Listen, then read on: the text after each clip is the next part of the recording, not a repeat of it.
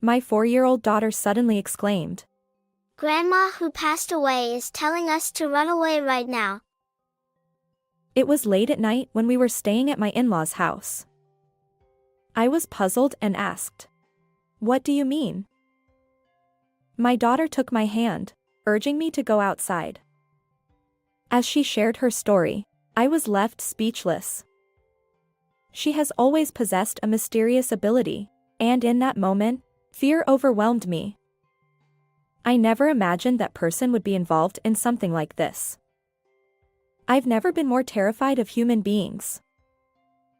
Michael, who is 4 years younger than me, and I met when I was 34, and a year later, we got married. We built a house about a 10-minute drive from his parents' place and started our newlywed life. Olivia, let's be happy together from now on. He was incredibly kind, and his parents, who raised him, welcomed me warmly. Michael works diligently every day to become the successor to his father's company. To support him, I quit my full-time job and started working part-time with more flexible hours. Then there's my sister-in-law, Sophia, who scoffs and says, "Working part-time? Aren't you just relying on Michael to take it easy?" She's never been fond of me since our early days of marriage. Sophia is around the same age as me but enjoys the single life and lives alone. She looks like a career-driven woman, if you ask me. I used to admire her lifestyle and respected her. I even thought that if I had continued working as a full-time employee, I might have ended up like her. Sophia often makes Michael run errands for her. "Michael, I want some ice cream. You can use the change however you like." He complies, and it's a common conversation we hear when everyone gathers at the in-laws' house. Sophia has always doted on Michael, and he rarely opposes her, despite being in his mid-30s. As an only child, I sometimes envy their relationship. I wish I could get along with Sophia, I thought. But contrary to my expectations, she often treats me harshly. She was somewhat overbearing and would occasionally visit our home when my husband wasn't around. "Olivia, there's a hair on the floor." I've been busy with work today. I was planning to clean later. "You're just working part-time, right? Stop making excuses and get it done. It's a pity that Michael has to live in such a dirty place." Sighing, I complied with her demands. As I cleaned, she'd march into the kitchen and help herself to the half-prepared dishes, tasting them without permission. The flavor is so bland. How can you make something this awful?" It's not finished yet. "I wonder why Michael ended up marrying someone like you." She never bothered to listen to my side of the story, always bringing up Michael's name. And truth be told, I wasn't particularly skilled at housework, so I felt somewhat resigned to her criticisms. However, there were some things I simply couldn't tolerate. "You only have flashy clothes, don't you? And yet, your underwear is so plain." She'd open my closet without permission and inspect its contents. "Sophia, please stop." No matter how much I pleaded, she remained nonchalant, often wearing a malicious expression that made me wonder if she enjoyed seeing me uncomfortable. Sophia even checks inside my closet. I've told her multiple times, but it doesn't work. "Can't you talk to her?" I appealed to my husband when he returned home. His response was off-kilter. Really? Maybe she's just curious about what kind of person my wife is. Yet, despite our conversation, he took no action. I felt disappointed by Michael's lack of support. Sophia's unreasonable behavior continued even after that. A year into our marriage, when our daughter Mia was born, her actions escalated further. Frustrated by our crying daughter, my sister-in-law glared at me. She cries so much. It's your poor parenting. And to think you had a girl. Do you even realize you're the wife of the eldest son? She would make snide remarks about everything, eventually throwing hurtful words, blaming everything on me. My husband should have noticed this, yet he always turned a blind eye. Lately, Sophia's tone has been harsh, and it's honestly tough. It's your fault, Olivia, so there's nothing to be done. Or are you implying that Sophia is hysterical? No one said anything like that. He consistently took Sophia's side, refusing to engage seriously. As time passed, my dissatisfaction with Michael grew. Is it okay to continue like this forever? Divorce crossed my mind, but having experienced the loneliness of being raised by a single parent after my own parents' separation, I hesitated. I didn't want my daughter to feel the same way. Despite it all, I endured because my in-laws kindly watched over me. However, I suddenly lost that support. When my daughter Mia was just 6 months old, my mother-in-law succumbed to illness. The shock of her departure left everyone struggling to cope with their emotions. I'm going to visit Dad because I'm worried about him. Understood. Let me know if there's anything I can help with. During this time, my husband frequently visited his father's home, leaving me and my daughter behind. Sometimes he returned late at night. I asked about the reason. Dad feels lonely being alone. But you see your dad at work too, right? Can't you ask Sophia to help with family matters? You're quite heartless. Even though Dad is feeling lonely, you're suggesting I leave him? That's not what I meant. Although I initially expressed my desire for more quality time with our adorable daughter, I realized that parents are important too. I remained silent after that. As time passed, our daughter Mia turned 4. Michael continued his daily visits to his father's house, and his return home was always late at night. I confronted him about his behavior. Michael, you've been busy lately, right? Isn't it difficult for you to keep checking on your dad's well-being? I can go in your place. However, he insisted. Don't visit my dad's house. Sophia wouldn't like it, and I don't want unnecessary conflicts. His determination to keep me away from the family home raised suspicions. I decided to defy his instructions and visit my father-in-law myself. To my surprise, my father-in-law welcomed me with a smile. I've been taking cooking classes and enjoying it. He said happily. His demeanor was completely different from what Michael had described.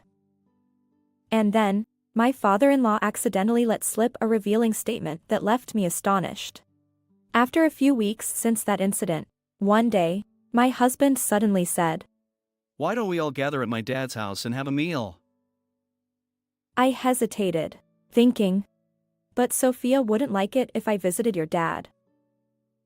His unexpected suggestion made me suspicious. He continued. It's fine. Sophia invited us today. So, are you coming? Hurry up and get ready. Michael seemed unusually flustered. Despite the difference from our usual routine, I agreed to my husband's invitation, and the 3 of us, my daughter, him, and I, headed to his dad's home. Upon arriving at my in-laws' house, a delightful aroma greeted me at the entrance. My sister-in-law, Sophia, welcomed me with a smile. Olivia, welcome. I've been preparing dinner while waiting for you. She ushered me inside, handing treats and toys to my daughter, Mia. Although I had braced myself for her usual snide remarks, Sophia's kindness caught me off guard this time. Still, I remained cautious. I shouldn't let my guard down. Maybe she'll play some culinary tricks to spite me. But my suspicions were unfounded. Michael told me about your favorite dishes. I hope they suit your taste. As I surveyed the table, I found an array of my favorite foods. Grateful, I replied. Thank you.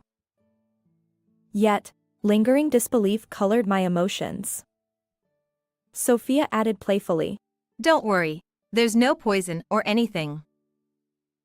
I never thought otherwise. Then, unexpectedly, Sophia apologized.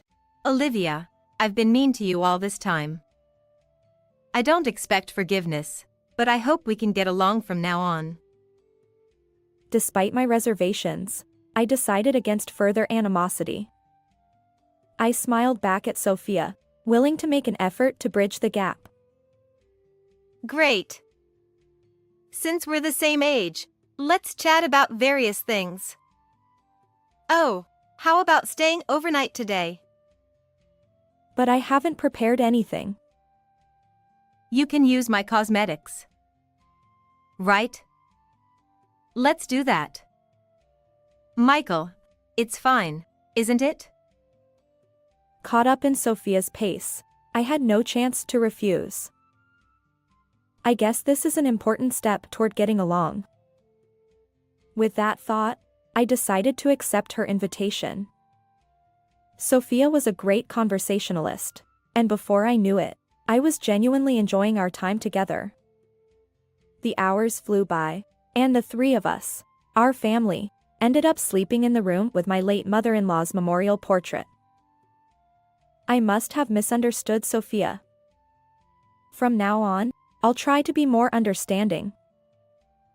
That's great. I'm happy that you two are getting along. As our daughter slept soundly between us, I drifted off into a dream. However, it was in the middle of the night. Mom, we need to escape right now. Grandma, who passed away, said so. Mia suddenly shouted loudly, jolting me awake. Startled by her voice, I sat up. What? What's going on? Despite my grogginess, I sought confirmation from my daughter. Since my mother-in-law had passed away when Mia was around 6 months old, she shouldn't remember anything. I wondered if Mia was still half asleep, but her eyes were wide open, and she wore an anxious expression. If we stay like this, we'll be killed. Mia tugged at my hand, urging me to leave the room. As I glanced to tell my husband about the situation, he wasn't there. He should have been asleep. Where could he have gone at a time like this? But I couldn't dwell on that now. I chose to trust Mia's words and escape. Actually, my daughter possessed a mysterious power. When my friends were all pregnant one after another, she accurately predicted the gender of each baby in their bellies. She also warned me when Michael was about to get injured. Michael did indeed hurt himself by slipping on the stairs, but luckily, it was just a minor sprain. However, since that incident, both Michael and Sophia started avoiding Mia, saying she's creepy. It's natural for some people to feel that way, so we decided to keep this power a secret between Mia and me. Grandpa needs to escape with us too. Mia stopped in front of her grandfather's room, entered, and gently shook him awake. Grandpa, wake up. Quickly. We'll explain later, but please come with us and escape. Startled by our urgent voices, my father-in-law jumped up, though he seemed puzzled by the situation. Despite his initial hesitation, he eventually agreed to go outside after hearing Mia say, Grandma told us to. When we reached the entrance, I noticed that my husband and sister-in-law's shoes were strangely missing. Furthermore, there were no cars in the parking lot, neither of theirs. Could it be that what Mia said is related to both of them? We decided to walk back to my house, but while it would take only 10 minutes by car, on foot, even for adults, it would be over an hour. I called my mother and asked her to pick us up. As we arrived in front of my house in my mother's car, I noticed that the lights were on inside. And to my surprise, Michael and Sophia's car was parked there too. Mom, I hate to ask, but can we stay at your home tonight? I had an uneasy feeling, and entering the house as it was might be dangerous.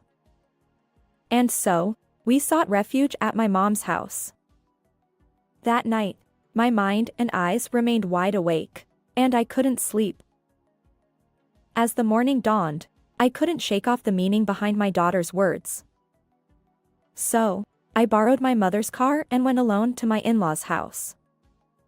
To my shock, the grand, imposing house that had stood there just a few hours ago was now reduced to charred remains and skeletal framework. Wait! This can't be real!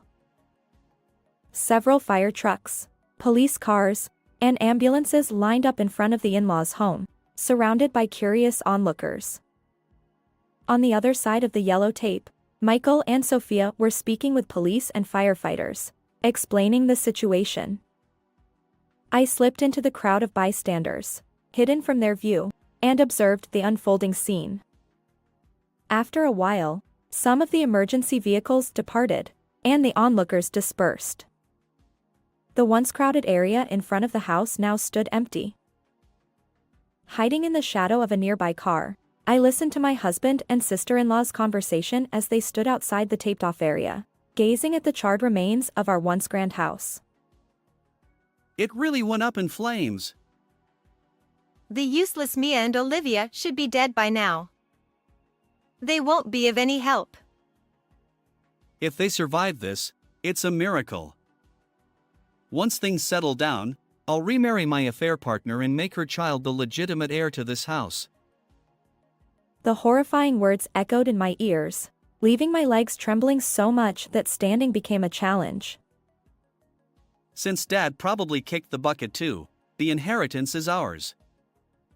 And the company will be mine soon. Michael and Sophia exchanged laughter as they discussed their sinister plans. What terrible people! I can't forgive them. Fueled by fear and anger, my entire body shook. Before they could return to my home, I hurriedly drove back to my home, retrieved my belongings, and returned to my mom's home where my daughter and father-in-law awaited. And there, I shared the events from earlier at the in-laws' house with my father-in-law. There's something you need to know. Oh my. How could this happen? I absolutely cannot forgive it. His face twisted with shock and rage, and together, we decided on revenge against my husband and sister-in-law. That evening, I left Mia with my mother and stood outside my home's front door with my father-in-law. I reached for the intercom, but then I hesitated. This was my own house. There was no need for that. Instead, I decided to open the front door myself. As I fumbled with the lock, I heard a rattling sound, and Michael cautiously peeked out from inside. What? His face turned pale, and he retreated back into the room. Soon after, he returned with Sophia in tow. Why, are you here? She too looked ashen, muttering those words. But when she noticed our gaze, she suddenly clung to my father-in-law, feigning relief. Thank goodness you're alive. We couldn't find any trace of you, and they said they hadn't found anything in the burnt ruins. We were so worried. Yeah. I've been praying that you all were safe. Michael also played along, hugging me tightly. I pushed his arms away and distanced myself from my husband. Hands off. Through Mia, your mom helped us. Mom? But she passed away 4 years ago. Exactly. Don't spout nonsense. Are you going to talk about Mia's mysterious abilities again? It's truly unsettling. Both of them furrowed their brows and vehemently denied Mia's words. Well, fine. Let's go inside for now. After all, this is my house too, and your dad is here. I pushed them aside and ushered my father-in-law into the house. As we entered the living room, Michael, who had followed us, placed a hand on my shoulder and said, Wait. Didn't I tell you not to touch me so casually? Oh, Olivia, are you having a hysterical moment? Maybe your hormones are out of balance? This is why women in their 40s get a bad reputation. Sophia smirked, mocking me as usual. Gone was the meek demeanor from the previous day's apology. Her true nature, overflowing with malice, revealed itself, even in the presence of my father-in-law. That's enough to make anyone angry.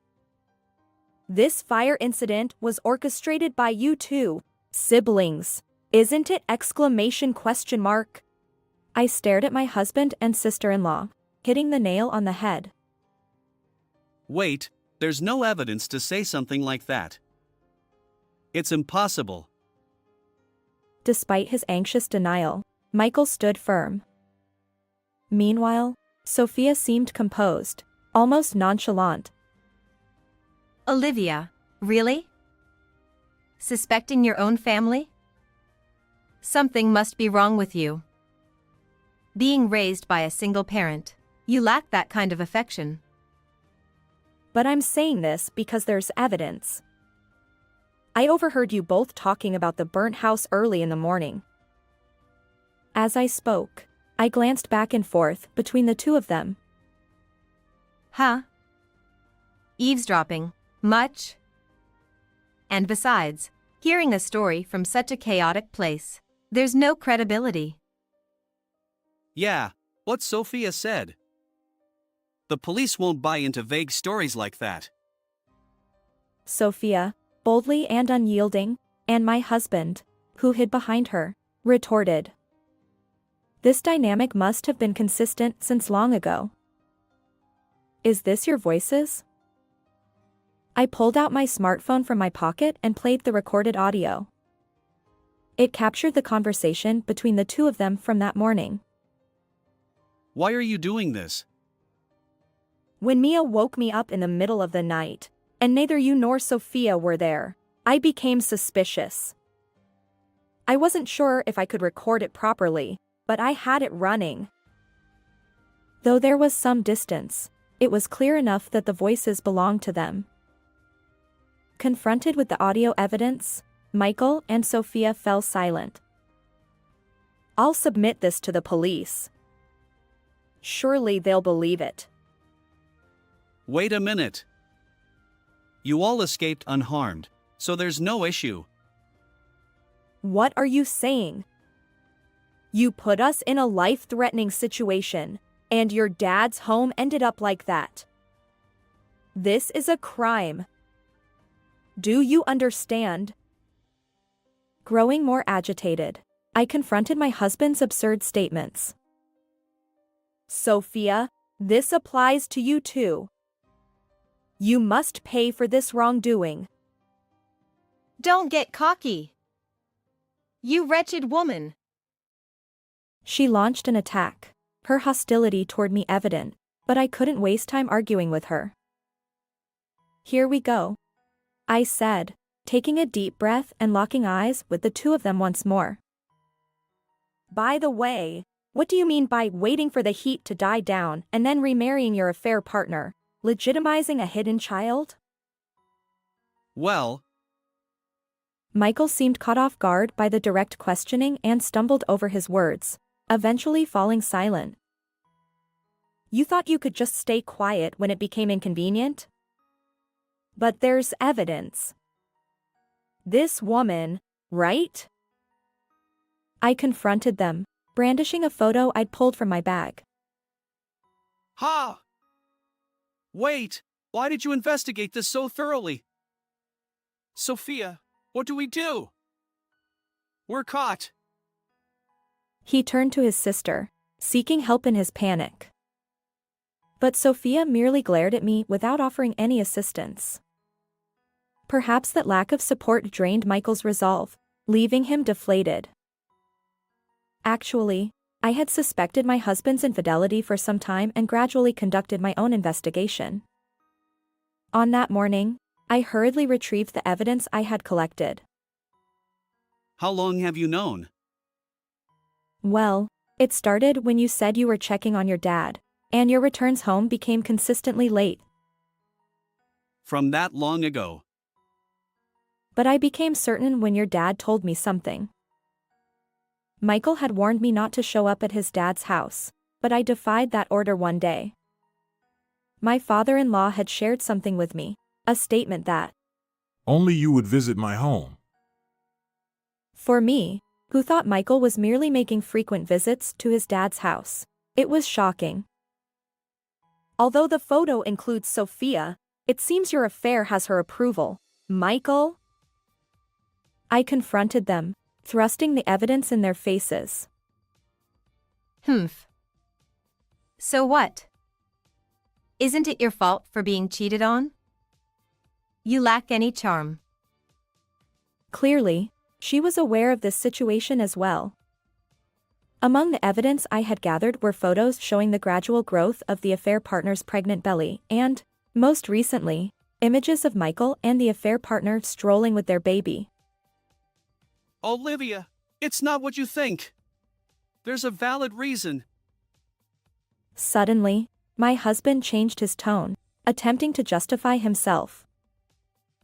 Just as I was about to push them away, my father-in-law, who had silently observed the situation until now, stood up and positioned himself like a guardian in front of my husband and Sophia.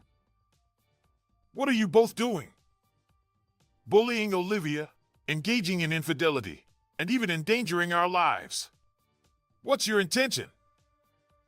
His furious tone left my husband and sister-in-law speechless. Dad, listen to me. It's all Sophia's fault. She introduced me to that woman in the photo just because she didn't like Olivia. You were always complaining about your wife too. So, I mediated between you and that woman. Nobody asked you to do that.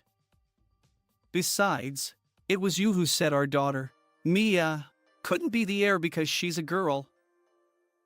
But that's true. Dad, you agree with me, right? And don't worry, the child in the photo with that woman is a boy. Our lineage is secure. Michael and Sophia argued, debating who was at fault. Through their exchange, the reason for my sister-in-law's animosity toward me became clear. She, who is the same age as me, couldn't understand why I was happily married with children while she faced a string of rejections and remained single. Her envy of my apparent happiness fueled the years of mistreatment I endured. Sophia, desperate to break up my marriage, used her compliant brother to impregnate her affair partner with a baby boy. This is outrageous. It's beyond cruel. I thought, my anger welling up again, my clenched fist trembling uncontrollably. Enough of this. My father-in-law shouted, and both of them fell silent. Their demeanor resembled that of chastised children shrinking before an angry dad. Olivia, I truly apologize. I've raised such foolish individuals, and I bear responsibility. My father-in-law apologized repeatedly, and I offered him my best smile. Without hesitation, I turned to Michael and fixed him with a stern gaze. We need a divorce, I declared, handing him the divorce papers with my section already filled out. This saves us the trouble of negotiating. We'll officially welcome the affair partner's child as the heir. Sophia snatched the papers from my hand before Michael could even react, dancing with apparent delight. Yeah, that settles it. Michael echoed in the same tone as Sophia. Heir? Ridiculous. As long as I'm alive, you won't get your way. He glared at them. Dad, what are you saying? Isn't this a cause for celebration? Sophia's eyes sparkled. Sophia, I sever all ties with you. Don't ever cross my path again. Michael, the same goes for you. You're fired from the company. And so, my father-in-law delivered his verdict to the two of them. Wait a minute. Without me, the company would collapse. Is it okay to do this? Exactly. If you sever ties with us, you'll be all alone. And what about the inheritance? Their concerns ultimately revolve around money. Upon hearing this, my father-in-law's expression momentarily revealed a hint of sadness. You're both strangers to me now. The company and the inheritance are irrelevant. What? Sophia erupted in anger, while my husband, flustered, tried to reason with his father. Dad, reconsider. He shook his father's shoulders, pleading. The heir will be Mia, my grandchild who saved our lives. With that declaration, my father-in-law let out a heavy sigh. Wait. Mia is my child, so I might still get a share of the inheritance, right? Michael grinned, asking me an audacious question. In this situation, I couldn't help but question his nerves. She doesn't want to see you. After everything that's happened, she's scared, and there are hardly any memories between you. I replied firmly. But I'm her father. I won't allow it. Nevertheless, this is the result of your inaction over the past 4 years. After the divorce, I'll respect our daughter's wishes and won't allow visitation. I don't want that. I don't want a divorce. Olivia, please. Michael wailed loudly, clinging to me. Olivia, I apologize for everything. Please convince Dad to reconsider. Even Sophia, seeking mediation, pleaded with me. Although you two might be preoccupied with divorce and estrangement, both of you need to go to the police now regarding the fire incident. Do you understand? Please don't involve the police. I'll be a better husband and dad. I won't let Sophia manipulate me anymore. Let's start anew as a family of 3. Seriously, don't bring the police into this. What about my hard-earned career? Even though they've come this far, they seem to only think about themselves and say whatever they want. Enough! Reflect on your actions and make amends. I firmly rejected them, pushing them away. Michael and Sophia mumbled in response, collapsing to their knees. Afterward, I took my husband and sister-in-law to the police station and submitted the audio evidence. Both of them confessed, and they were arrested in connection with the recent fire incident. The divorce with Michael was finalized, and he agreed to pay $20,000 in alimony for the affair, along with monthly child support of $400 for our daughter, Mia. Since he'll be behind bars for a while, I intend to collect those payments when he's released. As a bonus, I also received a tidy $7,000 in compensation from the affair partner. Sophia faced the same fate, with her conviction confirmed. She lost her job, of course. Abandoned by her father and separated from the brother she doted on, she's now all alone. Well, it's a consequence of her own actions. My father-in-law, with whom I still maintain contact, is determined to keep working until Mia becomes the heir. Our daughter is enthusiastic about becoming the president of a grandpa's company. These days, life is peaceful, and I feel truly happy. How did you find this story? If you enjoyed it, consider subscribing to our channel. Until next time.